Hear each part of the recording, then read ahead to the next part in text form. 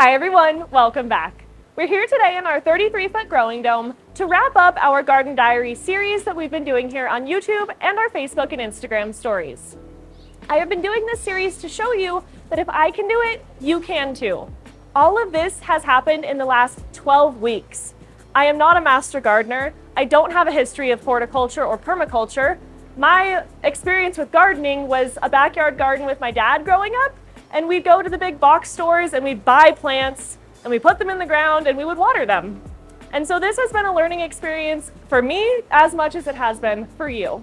I've learned almost everything that I know about gardening in a growing dome from our online resources. We have something like over 300 blog posts on our website that all have information about gardening in a growing dome. I've also learned a lot about what I know from you guys. Our Facebook groups are an invaluable resource. Even if you don't utilize Facebook or social media, I would recommend making a profile just so you can join those groups. I have been growing okra because of Nancy. I have learned about how to use nematodes for pest control from Jan, and these are things that I wouldn't have known without your help. So let's go ahead and take it all the way back to the beginning so that we can see what we had to do to get from nothing to where we are today. We started by building our growing dome, which took our guys about 4.5 days, and they built the entire structure, and then we got to do the fun part. So we started thinking about how we wanted to design our raised beds in here. We ended up working with one of our partner companies, Backyard Boxes, to design one of our perimeter garden beds. And then we got to try out a new style of bed that we've never done before, which is this wonderful corrugated metal that I really love the look of. We also have our standard raised bed plans over on the west side. We also got to try out some new products. We have a few horizontal airflow fans in here, which we have just started experimenting with this year. One of them is a hybrid, so it runs on solar power and can also be plugged into electricity. And the other one is 120 volt. Both of them seem to be working really well, and I think have helped us tremendously with controlling the temperature within the greenhouse. We didn't start planting in this dome until the end of June, so right in the peak of summer when it was really hot, and these fans really helped us out. Our first seeds were sown on June 24th, and those were our tomatoes, our peppers, we did some lettuces. I'm not going to get into all the details. You guys can go back and watch the detailed videos of the diary, but we ended up transplanting those into our raised garden beds, and because we started the seeds in the dome, we didn't have to go through any kind of a hardening off process. It took things a little bit of time to get started, but we didn't utilize any fertilizers or soil amendments. This is all just from really good soil, good compost, and lots of water. It hasn't all been smooth sailing. You guys saw some of my trials and tribulations with some of the plants that we have in here, primarily our avocado and one of our guava trees, which I almost killed, but I am happy to report that they are alive and well today. And that was due to the resources that we have on our website that I was able to consult, as well as our Facebook groups and the general internet. I learned that you don't apply pest treatments in the middle of the day, and you also don't put play sand in your raised garden beds. We've also had some pest issues throughout the process. So we started off and everything was doing fairly well, and then I started noticing some fungus gnats. And so we ended up applying a beneficial nematode treatment, which helped immensely with those. Then we started having some aphids and whiteflies pop up, so we started treating those with a Dr. Bronner's soap. We like to use the peppermint or the tea tree version, diluted in about a gallon of water. We also had some powdery mildew that happened. We had a lot of rain and our dome got pretty humid, so we treated that with a potassium bicarbonate solution. A tablespoon of that to 1 gallon of water with a little splash of Dr. Bronner's soap as well. Never hurts. Dr. Bronner's is kind of my solution to everything these days. With it being such a jungle in here, pests are something that we are going to have to continue to manage. One of the ways that we're doing that is by making sure that we're properly pruning our plants. So you've seen me prune the tomatoes and the cucumbers, both of which need to be done again already, even though I just did that last week, but it's something we continually have to do. We've also been pruning out the bottoms of our peppers and our okra plants to open up this lower canopy. This is a great way to utilize the vertical space that you have in your growing dome, and this allows us to create air movement within the plant to help prevent pests and disease, but it also allows us to plant things underneath in this nice soil. So since we are reaching the end of summer, it is mid-September right now, we are going to start planting our fall crops in some of these areas. And here I have some collard greens, and we've also already started planting some kales and cabbages throughout the growing dome.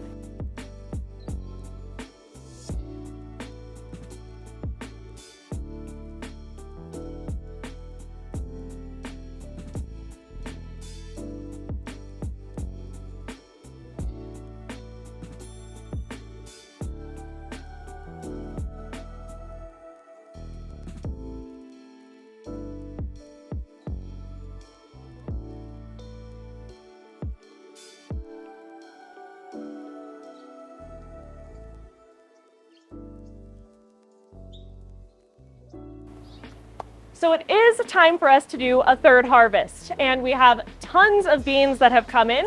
So we'll be harvesting all of these beautiful violet beans, which do turn green when you cook them. That was a surprise to me the first time.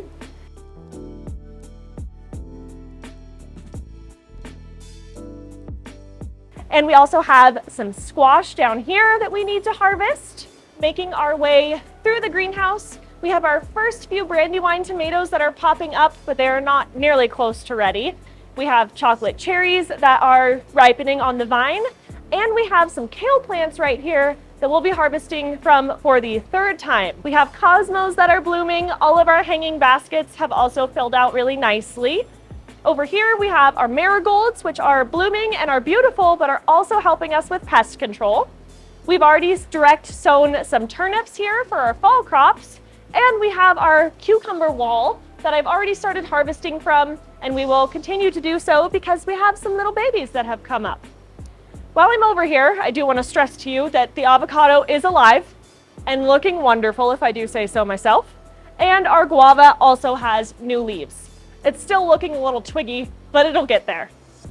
Over here we have our misting system, which I mentioned to you in another video that this is unique and not typically how our misting system operates. Typically you need a garden hose, a designated garden hose, just for your misting system. And you have to remember to turn it on and off, and it's a little bit cumbersome and can be difficult for those who are off-grid. So we have designed a system where you can power it using a solar panel and a battery. So we have a 120-watt solar panel outside of the dome, which feeds this deep cycle marine battery. And this is powering through a charge controller and a circuit breaker to a switch or a timer, depends on what you want to use. We happen to have both. All of this helps us operate our 10 amp, 3 gallon per minute pump. It's best if you could get a pump that has lower amps with the same amount of gallons per minute. That way you're not utilizing so much of your battery life at one time. No matter how you are powering your system, it's best to run your misting system during the hottest part of the day. That will help you avoid things like powdery mildew and building up too much excess humidity, but still give you the benefits of evaporative cooling. We have our system pumping out of a designated barrel. That way we're not worrying about clogging our misting system nozzles with any of the algae or muck that may be in our pond. In front of our pond, we do have a few pumpkin plants, which we did harvest our first pumpkin from. These are just decorative pumpkins, and they're supposed to be pretty small. We also have cucumbers here in front of the pond, which are ready to be harvested from. We've placed the cucumbers and the pumpkin in front of our pond in portable pots for the summer months when we're not worried about the solar gain to our pond. We actually want to try to shade the pond as much as possible. And then in the winter time, when the cucumbers are done, we can go ahead and pull these pots away from the pond. That way we're not impeding on our solar gain. When it comes to our pond, we have also had some hiccups along the way, mostly due to the flooring choice that has not been completed in here yet. But we ended up digging our pond down 6 inches. That way we could accommodate for the pavers that we're going to eventually put in this dome. You've also seen me do regular pond maintenance, so adding barley extract, cleaning out our filter pads, and trying to add as much surface coverage as we can to help minimize the amount of algae that we have in this pond. You also saw us add our wonderful fishy friends, and they have been living their best life in here. Our garden tower is looking really good. We are about ready to harvest. We can definitely harvest some kale. There's some lettuces in here, lots of herbs. And while our worms have not yielded us any worm castings quite yet, they have been going through all of the food that we're putting in this central tube about every 2 to 3 days, and we're filling it up to the very top. So they are doing their job, and this is still usable growing space for us, so it's not like we're wasting any space here. All that being said, you reap what you sow. There are no mistakes in gardening, there are only experiments. And you've seen me experiment for the last 12 weeks. It can be intimidating for a brand new growing dome owner to walk into their dome after it's first been constructed to an entirely clean slate. But I hope that I have shown you how to get started and how to start making the decisions that will get you to this in as little as 12 weeks. Please utilize the resources that we have available for you on our website and our Facebook groups. And if you have any questions, you can always reach out. We're only a phone call away. Thank you so much for watching, and we'll see you soon.